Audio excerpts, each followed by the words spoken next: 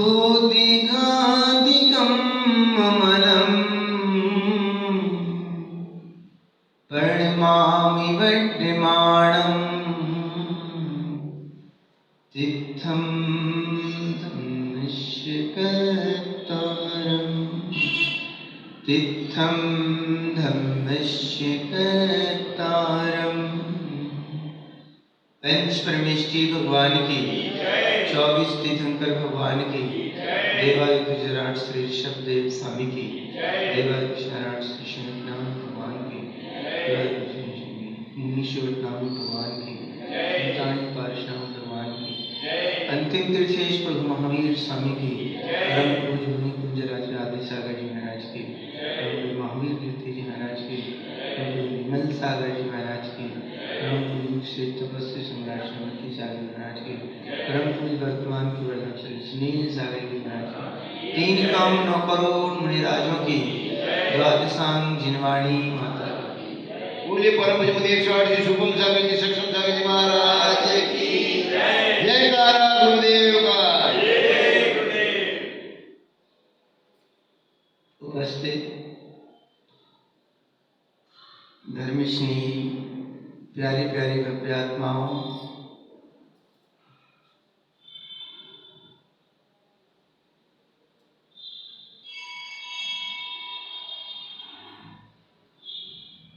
जीवन कैसा होना चाहिए?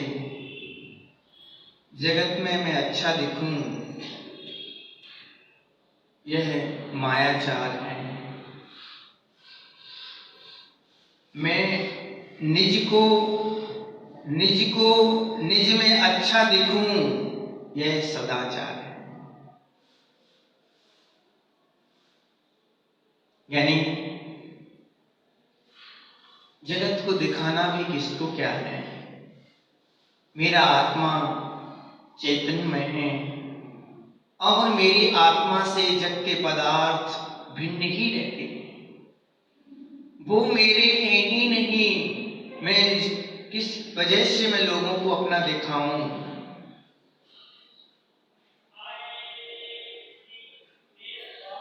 बहुत सारे लोग जगत में अच्छा दिखूं इसलिए बहुत अच्छे रह लेते हैं, लेकिन उनके भीतर का भाव अच्छा नहीं रह पाता।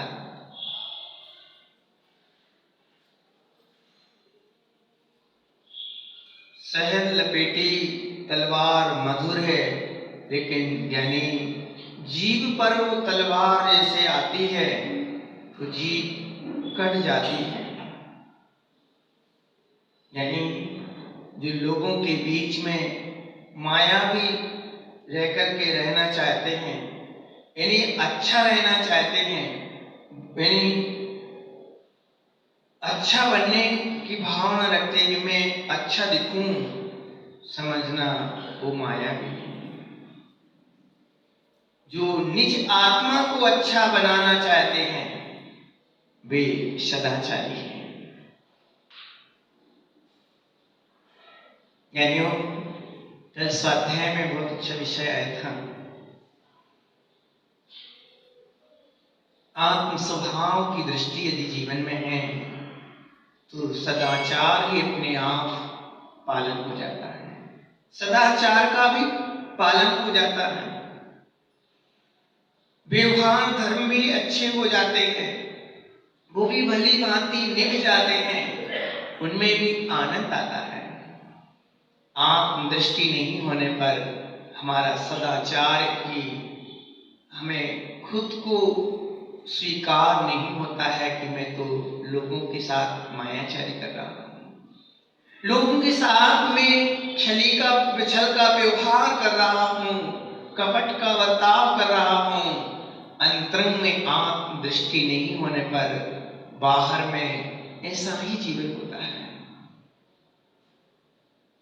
ज्ञानियों, धन्य है उन महापुरुषों के जीवन में आत्म दृष्टि का कितना प्रबल उत्साह था कि विशाल परिवार भी वो त्याग के आए और जंगलों में आत्म ध्यान में लीन रहे। आत्म स्वभाव का आनंद अलौकिक है, अद्वितीय है।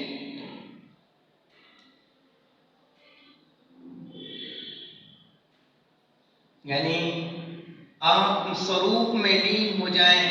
वैसे हमारे लिए यहाँ कोई काम करने लायक भी नहीं है। क्यों भाई, यहाँ काम करने लायक मेरे यहाँ कुछ नहीं। अरे यानी सिद्ध जब अपने स्वरूप में लीन है, वो कोई भी काम बाहर का नहीं कर रहे हैं, बस जानन जानन की प्रतीति कर रहे हैं। वही काम तो मेरा है। एक संसार के काम तो करना पड़ते हैं, मजबूरी से करना होते हैं। यानी सच्चा काम तो हमारा एक अपने में ही मात्र लीन रहना है। अनंत काल तक सिद्ध भगवान अपने स्वरूप में लीन रहेंगे। ऐसा नहीं कि भाई बहुत समय हो गया है, चलो बाहर चलते हैं, अब दृष्टि बदलते हैं, संसार में चलते हैं। वहां तो अनंत काल तक एक ही धारा में, यानी एक ही दृष्टि, जानन जानन की प्रतीति, क्या एक स्वभाव की लीनता, ध्रुव स्वभाव में लीन है। वहां कोई चेतन थकावट नहीं, कोई आकुलता नहीं, कोई रागादि भाव के परिणाम नहीं। चेतन रागादि भाव में तो छलावा हो जाता है। रागादि भाव जब हमारे होते हैं तो उनके फल में हमें क्लेश भोगना पड़ता है, पराधीनता हो जाती है, कर्म बंद हो जाता है और बड़ा पश्चाताप से भर जाते हैं। चेतन जो अपना स्वभाव है, मैं जानन मात्र हूँ, उसमें रहने में न कोई आकुलता है, न कोई बेचैनी है, न कोई घबराहट है, न कोई भविष्य की विकल्प है, मेरा क्या होगा, मेरे लिए अशुभ कर्म का बन जाएगा, क्या होगा। शुद्धात्मा की भावना में लीन है, शुद्धात्म स्वरूप में ही उसके यानी खोटी अवस्था होती ही नहीं। हर पल निर्भय रहता है। यानियों आत्म स्वरूप में रमण करना प्रारंभ कर दें, एकत्वमय हो जाएं, एकाग्र हो जाएं, संवित्ति में लीन हो जाएं, उसका नाम है स्वरूपाचार। अपने स्वरूप में जो इन आचारों के फल को प्राप्त कर ले, वही तो परमात्मा है। परमात्मा कौन है? यानी जो अपने आचार स्वरूप में लीन हुआ है, अपने स्वभाव में लीन हुआ है, उसका ही फल है कि वो परमात्मा पद को प्राप्त हो गए। आज तक हमने इस परमात्मा तत्व को पाया ही नहीं। इसका मतलब भी यही होता है कि हमने कभी उत्तम आचार कभी पाला ही नहीं। आत्म स्वभाव की भावना तो बहुत, यानी आत्म स्वरूप में लीन होना तो बहुत दूर की बात है। यानी भावना भी नहीं भाई कि मैं शुद्धोपयोग स्वभाव वाला, मैं जानन मात्र हूँ, चैतन्य हूँ, गायक हूँ, रागादि भाव मेरी निज नहीं, पर भाव से मेरी भिन्न स्वभाव, मेरी भिन्न संपदा है, मेरी आत्मा की संपदा, पर भाव नहीं, मैं इनसे भिन्न हूँ, मैं तो ज्ञानिक मात्र हूँ। ऐसी ज्ञानी भावना बनी।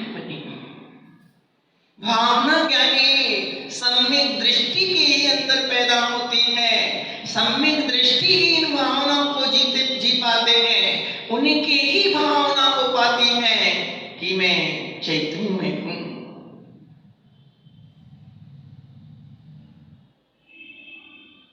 जो अपने आत्म स्वरूप में लीन है, उस स्वरूप की लीनता का ही फल हो रहा है कि वो परमात्म पद को पा लेते हैं।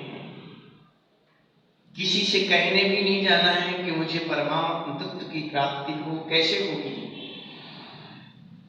आप अपने में लीन हो गए, बस उसका ही अब तुम्हें जो कुछ भी मिलने वाला है वो आनंद स्वभाव मिलने वाला है, अनंत सुख मिलने वाला है।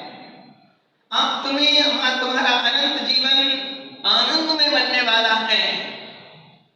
अब सुख स्वभाव में तुम प्रतिष्ठित हो जाओगे, पालोगे जो तुम्हें पाना था।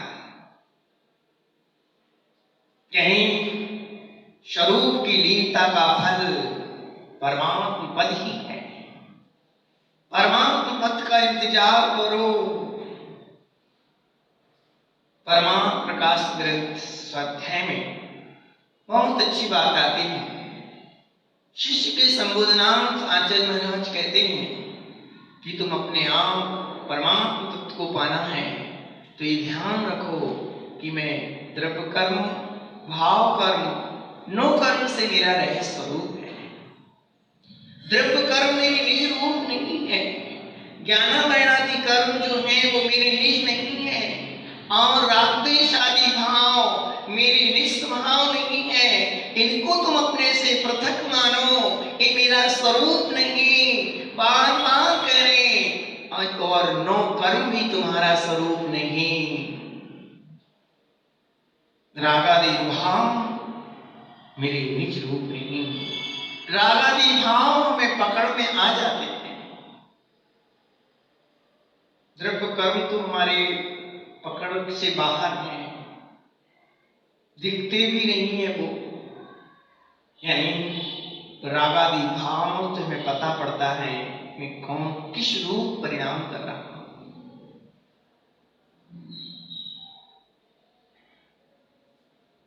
चिंतन करें, कम से कम वो भावना तो करें जो शुद्ध आत्म स्वरूप मेरा है, उसकी भावना तो करें। परमात्मा का जो स्वरूप है, कर्मों से रहित अवस्था जो परमात्मा की है, वह अपने चिंतन का विषय बनाए।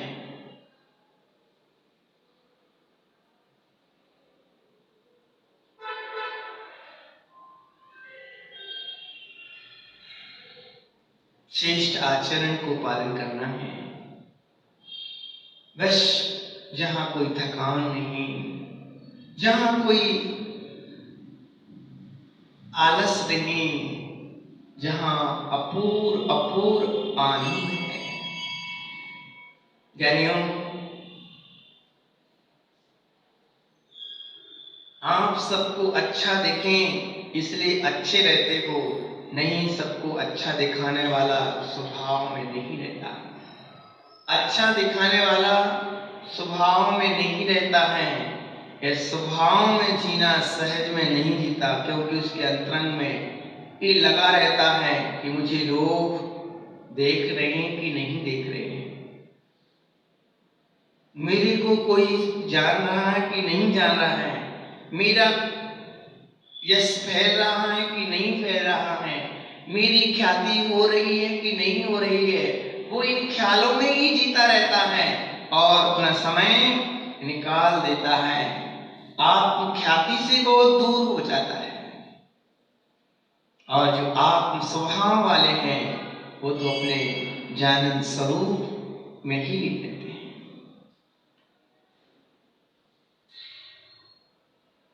ज्ञानियों,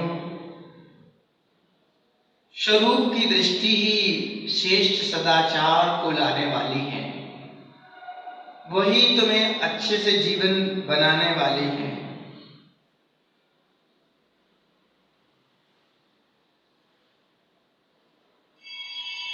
ज्ञानियों, अपना जीवन पवित्र और विशुद्धि होना चाहिए। आज आप करोगे, पवित्र विचारों वाला जीवन बनाओगे, जैसा परिणाम करोगे वैसे आप बन जाओगे।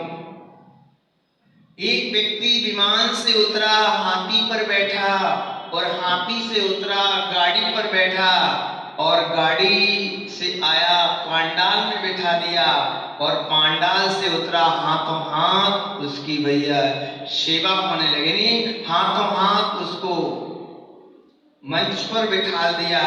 अब सम्राट के पैर लोग दबा रहे हैं, अब तो मामला कुछ और हो गया, सहन शक्ति से बाहर चला गया।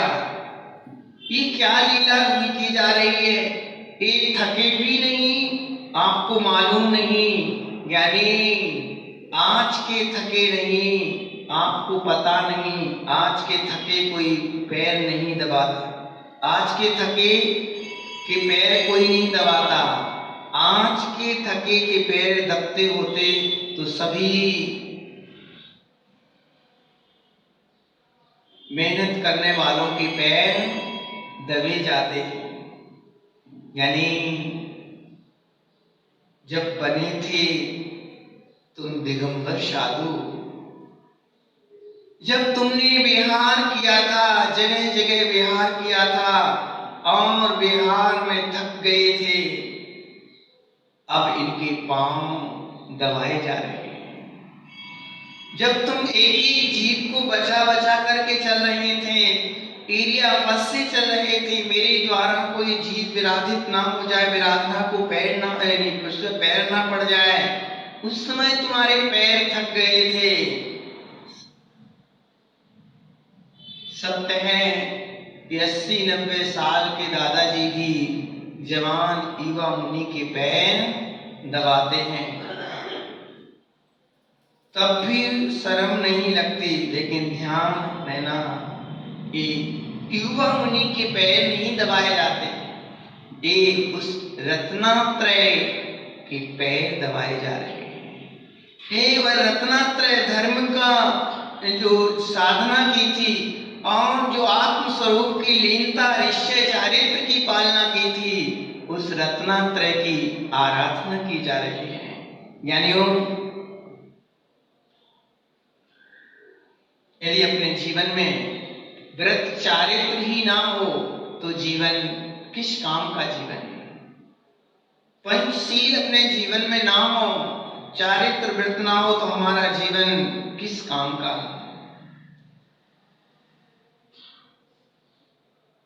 अच्छा जीवन, अच्छा व्यवहार हमारा हो,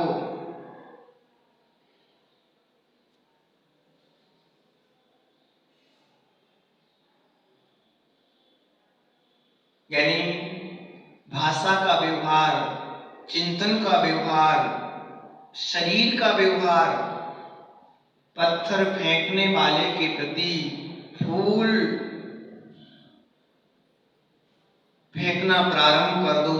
जब तुम्हारे हाथों में फूल होंगे तो सामने वाला एक बार सोचेगा ही, ये देखो तो मैं क्या कर रहा हूं और सामने वाला मेरे साथ क्या परिणाम कर रहा है। धिक्कार हो मेरे लिए कि जो फूल फेंकने वाले के प्रति मैं पत्थर फेंक रहा हूं।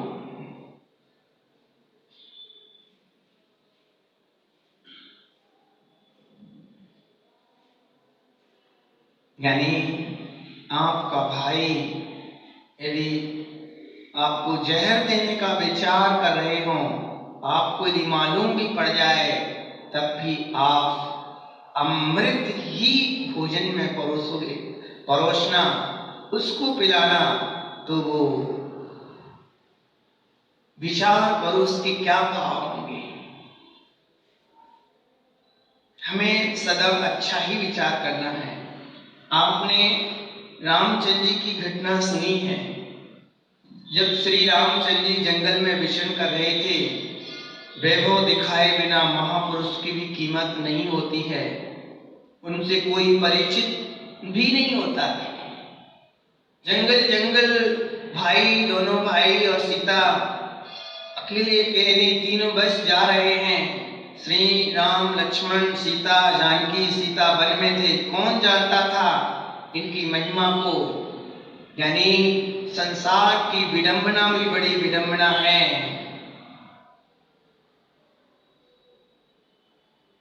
कितने लोगों के हाथ में हीरे मोती आ चुके होते हैं, पर वे हीरे मोती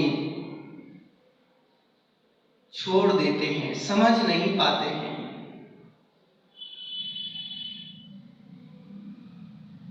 वो तीनों लोग जा रहे थे, संध्या का समय हो गया। राम सोचते हैं समय ज्यादा हो गया है, अब कहीं ठहर जाते हैं। ब्राह्मणी के अनुरोध पर ब्राह्मण के यहाँ रुक गए। ब्राह्मण दक्षिणा लेकर के वापिस आया। उसने घर में इन तीनों को देखा, तीनों जीवों को देखा तो कुपित हो गया और अपनी पत्नी को बहुत डांटा, तेजी से डांटा। इन बाहर के लोगों को तुमने अपने घर में स्थान क्यों दिया? डांट डपट की कि तुमने इनको अपने घर में घुसने की ताकत क्यों दी?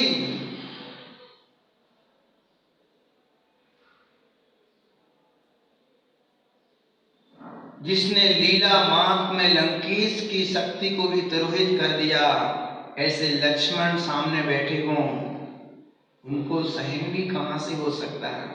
बोले भैया कैसे कैसे कह रहे हैं? राम कह रहे हैं भैया उसका घर है, अपना थोड़ी घर है।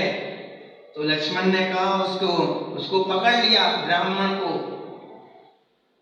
रामचंद्र जी बोले कि प्रिय लक्ष्मण, गाय, यति, ब्राह्मण, बालक, स्त्री, इन क्षत्रिय पर इन क्षत्रियों को अपना बल प्रदर्शित नहीं करना चाहिए। आप इनको छोड़ दो। इनको पकड़ोगे तो अपना ही यश फैलेगा, अपनी ही बदनामी होगी। यानी इनको क्षत्रियों उनका कुल ऐसा नहीं होता है। राम ने संबोधन करके बचा लिया।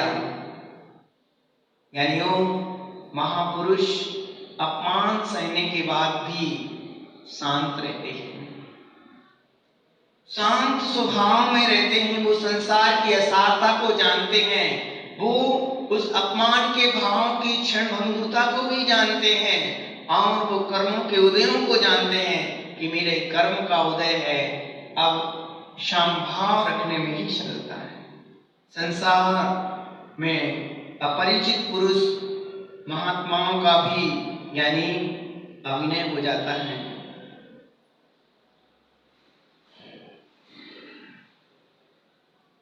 विचार करो, यदि अपना कोई अभिनय कर दे, अरे अपना क्या ज्ञानी, इन भगवान पुरुषों का भी अभिनय हुआ है। सबके समय एक जैसे बनते ही नहीं, कर्मों के उदय अलग अलग होते रहते, बदलते रहते हैं। बारिश का मौसम जंगल में आ गया,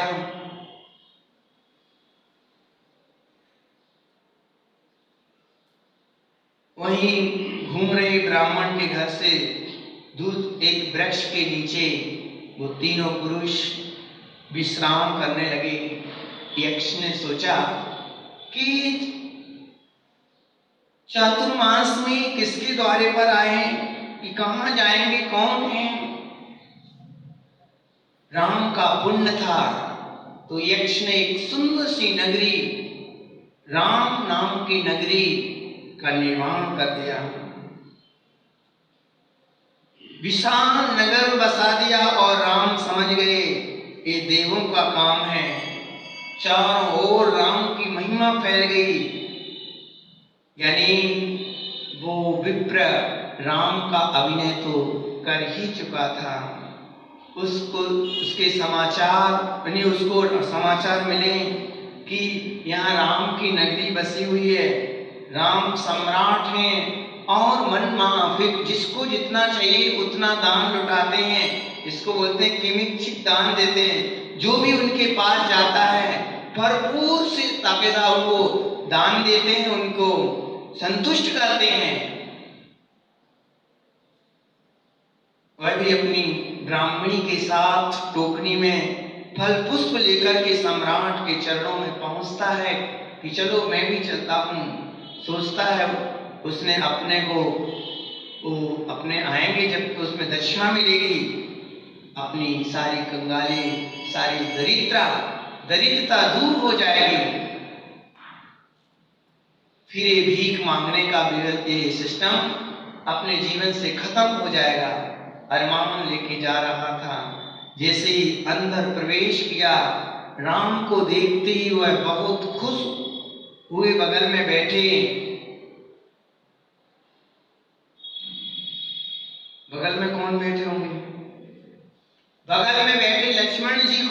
लक्ष्मण जी उन्होंने पहचान लिया कि विप्र सोचता है मैं तो जान करके अब शेर के मुख में आ गया, अब क्या किया जाए।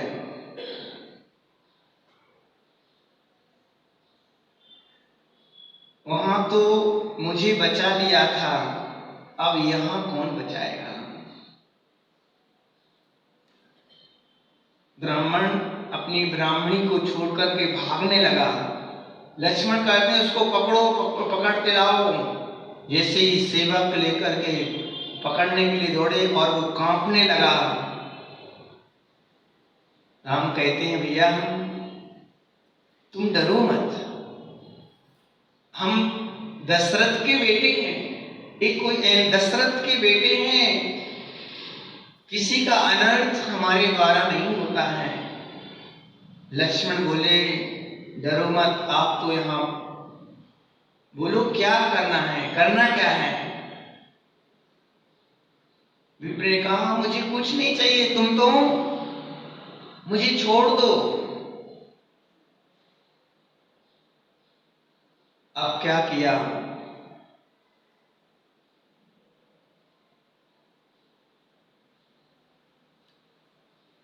टोकनी में फूल लेके गया था, फल लेके गया था, यानी वो फल उसी दिन चढ़ा दिए होते तो कितना अच्छा था।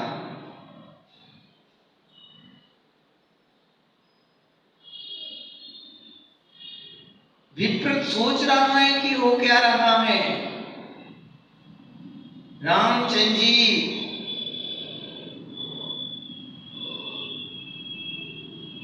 अपने अनुचरों से कहते कि जाओ रत्नों की थाल भर करके लाओ।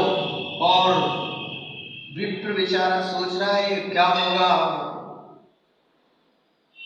रामचंद्र जी कहते हैं हे विप्र तुम्हें जितने भी आभूषण रत्न चाहिए ले जाओ, दे दो इसके लिए। विचार करो। और विप्र विचार कर रहा है कि देखो कि मैंने तो इनके प्रति कितना दुष्टता का भाव रखा था और ये रामचंद्र जी मेरे प्रति कितनी सद्भावना रख रहे हैं।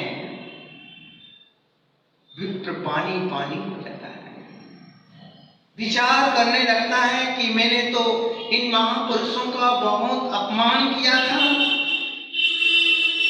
सोचता रहता है और अपनी पत्नी से कहता है कि हे पत्नी, हे देवी, अब मैं घर नहीं जाना चाहता हूं। मैंने इन महापुरुषों का अपने जीवन में अनादर किया, अब मैं मुनि बनकर के ही मेरे जीवन में शांति होगी। अब मैं और कुछ करना नहीं चाहता हूं। ज्ञानियों, ये पद्म पुराण की घटना रामचंद्र जी के जीवन से।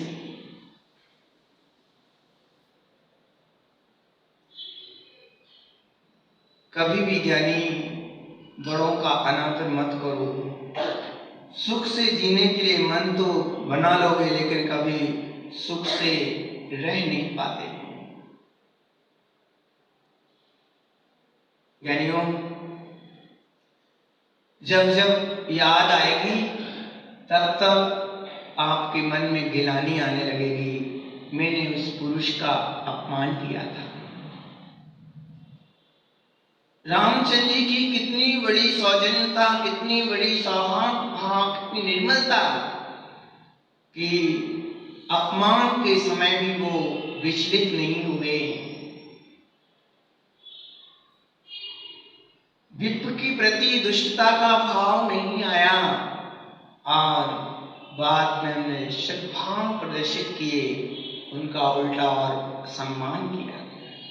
यानियों, महापुरुष ऐसे ही नहीं बन जाते हैं। महापुरुष बनने के लिए आत्मचिंतन, आत्म भावना, स्वभाव की रुचि हो तो ही बन पाते हैं।